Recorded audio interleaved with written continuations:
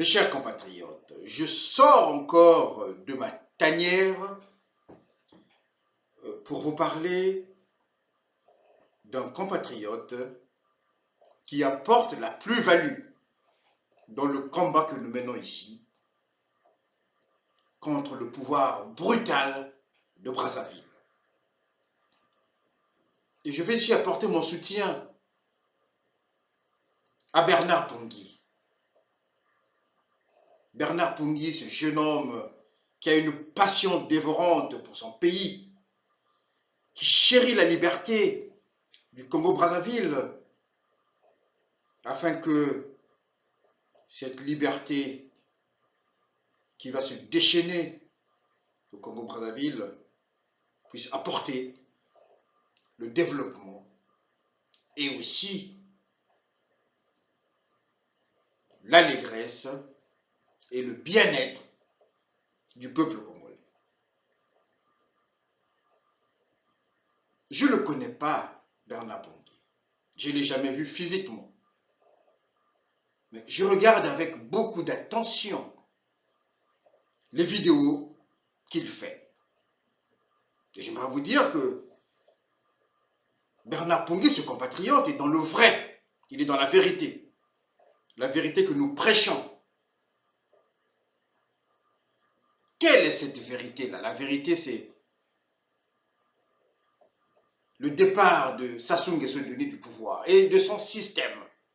Parce que le salut du Congo ne peut venir que de là. Mes chers compatriotes, le pays est dans une situation chaotique. Le pays est dans la léthargie. La pensée qui permet aux gens de créer des sociétés, d'aller de l'avant, la pensée au pays est en panne.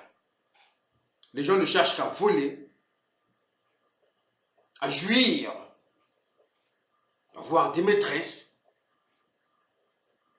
voyager, avoir des voitures, avoir la dernière voiture qui sort dans ce monde-là.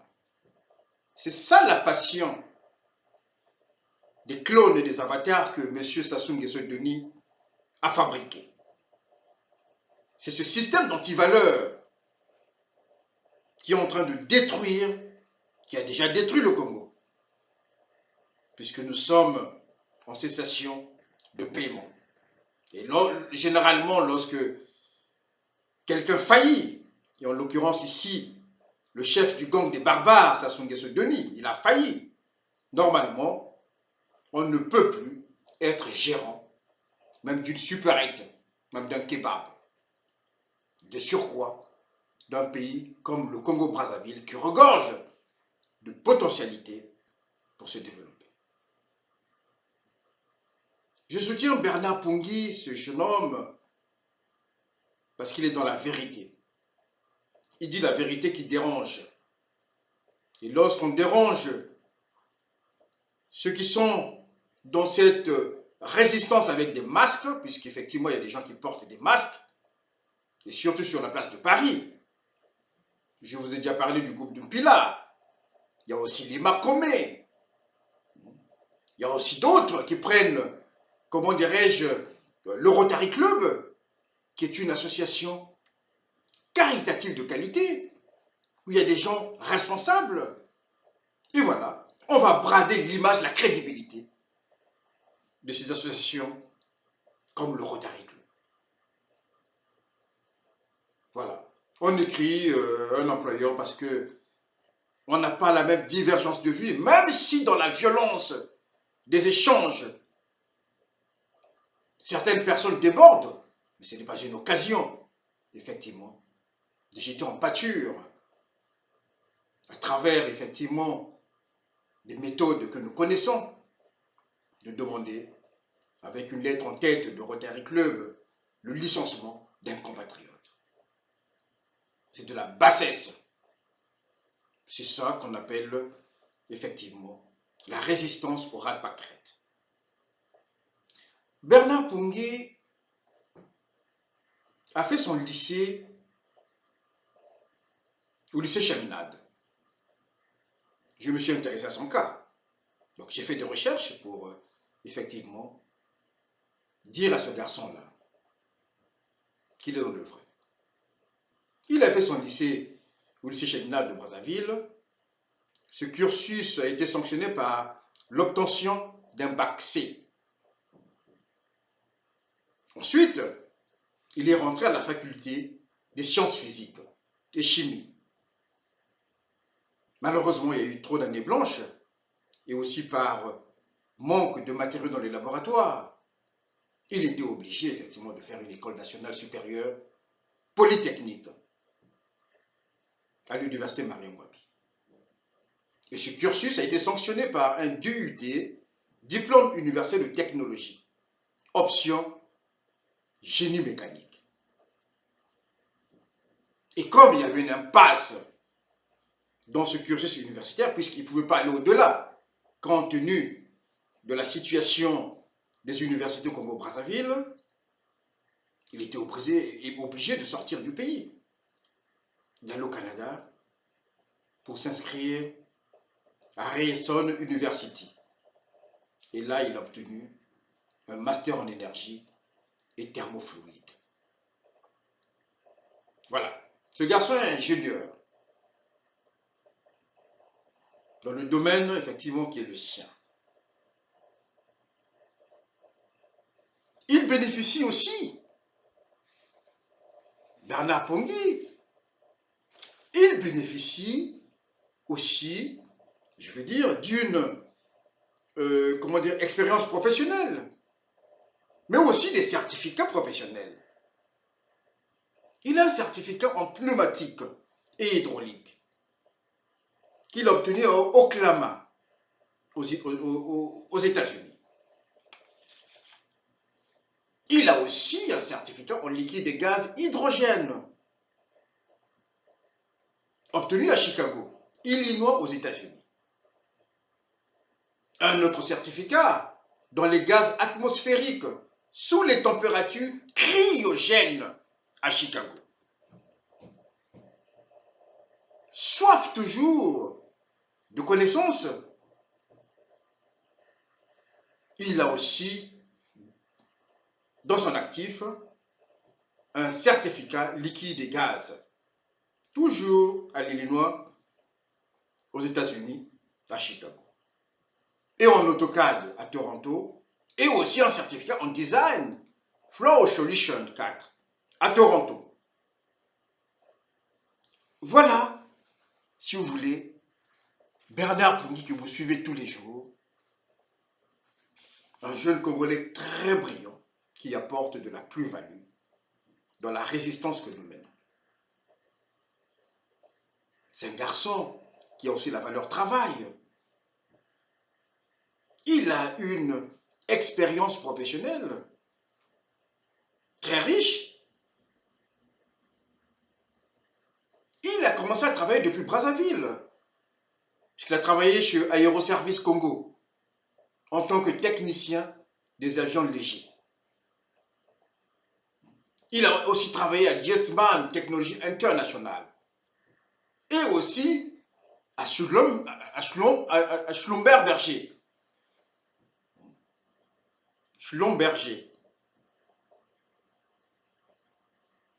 Il a aussi travaillé pendant 12 ans à Toronto Transit Commission. Et aujourd'hui, depuis 15 ans, il est dans une grande société canadienne à haute technologie de pointe. Voilà le garçon qui nous instruit par ses vidéos, qui nous fait ce plaisir-là de nous faire découvrir des choses en économie, en matière de finances, et tout ce qu'il faut sur le Congo-Brazzaville. C'est un garçon qui élève le débat. Et comme il est dans la vérité, c'est un garçon qui n'aime pas les compromissions, il n'aime pas se compromettre. Et croyez-moi, le jour que je serai, comment dirais-je, hors route, certainement qu'il va me tenser. Et c'est ça un vrai résistant. Et aujourd'hui, il est jeté en pâture, on veut le salir, on veut le discréditer. Alors que c'est des combattants comme ça qu'il nous faut. Des milliers de Bernard Pongui qu'il nous faut pour libérer ce pays-là. Mes chers compatriotes, j'ai suivi une de ses vidéos où il disait que nous devrions travailler. Mais il a raison. Il faut travailler. Surtout ceux qui sont en France, dans des pays occidentaux, où le travail est ouvert. Il suffit d'être un bon combattant. Il suffit de chercher. On trouve du travail. Et Bernard Pongui, qui disait à juste titre que lorsqu'on nous apporte des justifications comme quoi je n'ai pas pu continuer mes études universitaires en France, parce que j'étais en 3e année d'histoire, je n'avais pas de finances pour financer mes études. Ce sont là des arguments de paresse. Parce que les étudiants ici, que ce soit des Français, des étrangers, quand ils viennent, ceux qui ont la possibilité de travailler, tout le monde travaille. Rappelez-vous de Chirac, qui pour faire ses études, son stage, ses études aux États-Unis, est obligé d'être barman. Il faut travailler. Les Bernard Pongui, pour arriver là au sommet où ils sont, là, ingénieurs en haute technologie. Mais ce garçon a travaillé la nuit pour payer ses études. Ça n'a pas été facile, ça a été difficile. Mais il a travaillé. C'est ça la valeur travail. Vous devez travailler. Et moi qui vous parle, j'ai fait l'école de vogue à Paris, EFB à Paris. Mais à l'époque, je travaillais pour payer pour financer ces études-là. Je travaillais la nuit. Et le matin, je devais être à l'école parce que c'était obligatoire. Il fallait émerger. Il fallait émerger pour entrer dans des salles de classe. Et au bout de 3 absences, si tu n'es pas là, tu étais viré de l'école d'avocat. Et je me souviens encore un Français qui me disait, mais Sylvain, voyons, mais voyons Sylvain, le travail de nuit se voit le jour. Le travail de nuit se voit le jour parce que on ne dormait pas. Et lorsque tu venais à l'école, tu avais des yeux rouges. Et tes collègues savaient que tu as travaillé la nuit. Et il me disait, le travail de nuit se voit le jour. Et quelquefois, on avait honte, mais on n'avait pas effectivement le choix. Il fallait passer par là pour être ce que nous sommes aujourd'hui. Et on ne peut pas brader cette souffrance, cette bonne galère pour rien au monde. Et ceux qui sont à Brazzaville, là, dites-vous qu'il y a la vraie résistance des gens que vous ne pouvez pas acheter. Impossible. Quelqu'un qui a un métier et qui combat dans cette résistance-là, c'est pour le bien des Congolais. Il faut que les jeunes qui sont là-bas puissent avoir du travail. Mais pour avoir du travail, il faut renverser ce système-là. Il faut le renverser pour qu'un Congo nouveau redémarre. On redémarre sur des bonnes bases. Et vous êtes à Paris, où il y a du travail, vous ne voulez pas travailler. Vous attendez des subsides qui viennent de Brazzaville. Vous faites une fausse résistance ici avec des masques pour que plus tard vous puissiez monnayer cette petite visibilité que vous avez. Et lorsque Sassou Nguesso vous tendra la main pour vous donner de l'argent des postes, vous serez le premier effectivement à saisir cette occasion. On vous connaît. On vous connaît. On vous connaît. Sassou Nguesso, c'est le diable du Congo-Brazzaville. On ne peut pas négocier avec lui. Il partira. Nous avons la jeunesse, il a la vieillesse. Donc il partira avant nous. Nous sommes patients et nous combattons.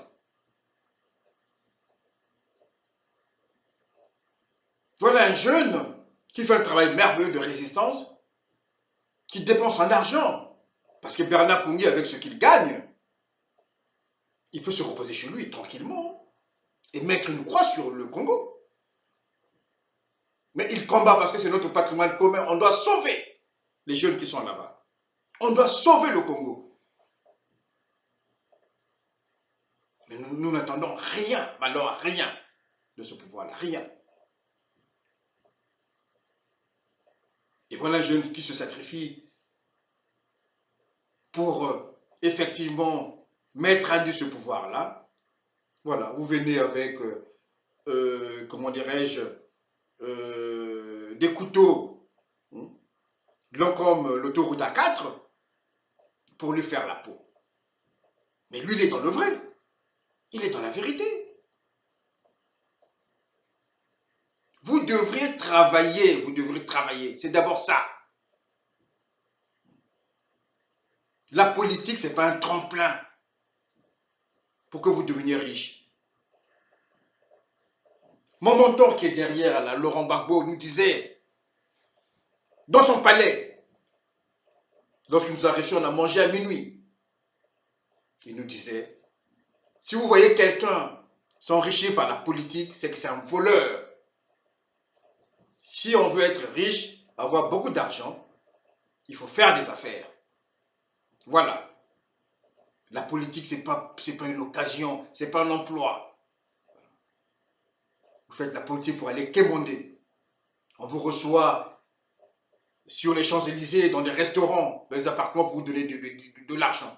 Pour saboter le travail noble que fait la diaspora. Les vrais résistants.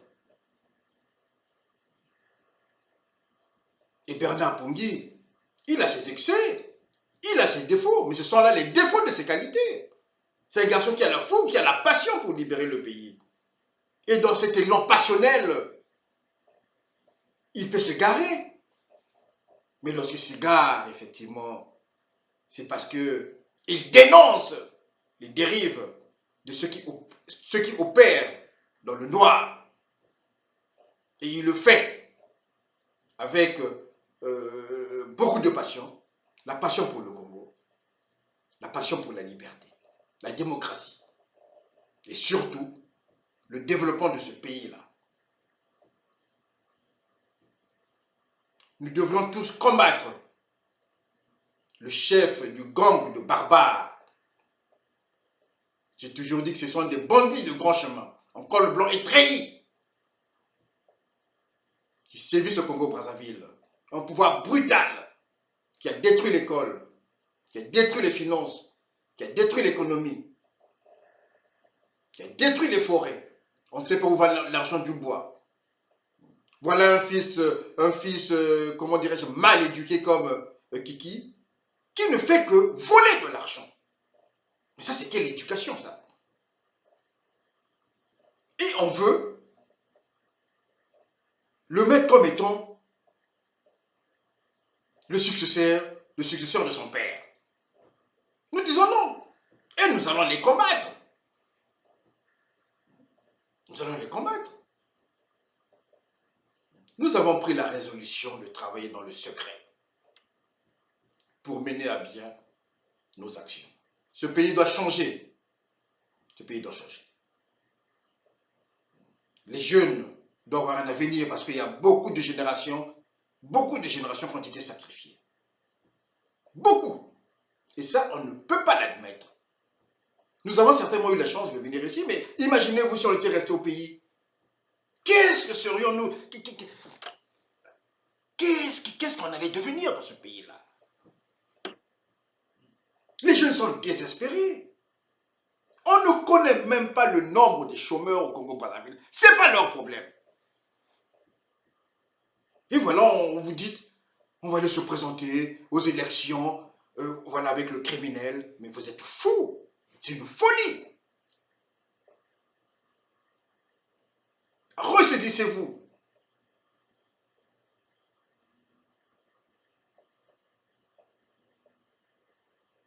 Mon cher Bernard, je tenais à faire cette vidéo-là pour t'apporter mon soutien.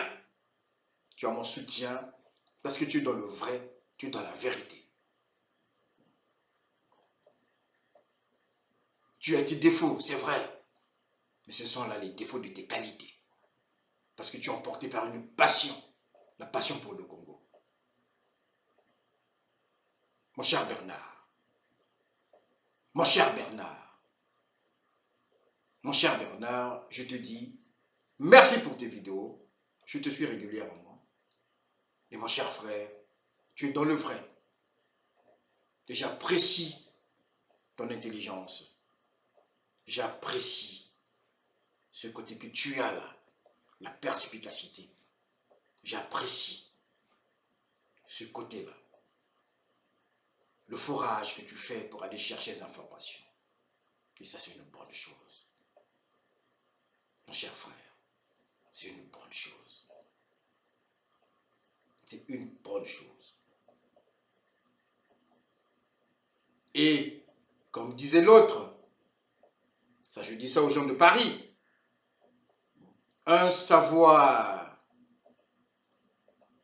un savoir, un savoir, son travail est un fardeau sans chapeau. Un savoir, son travail est un fardeau sans chameau. Je vous invite à travailler afin que vous soyez libre de votre combat. Vous soyez libre de toute corruption, de toute compromission, de toute dissolution. Parce qu'on est toujours esclave. On est esclave de ce qui vous a corrompu. Mon cher Bernard, tu es dans le vrai. Je t'apporte mon soutien et je te dis merci. Merci, continue ainsi, car tu es dans le vrai. Merci Bernard. Ingeta, Ingeta, Ingeta. Merci.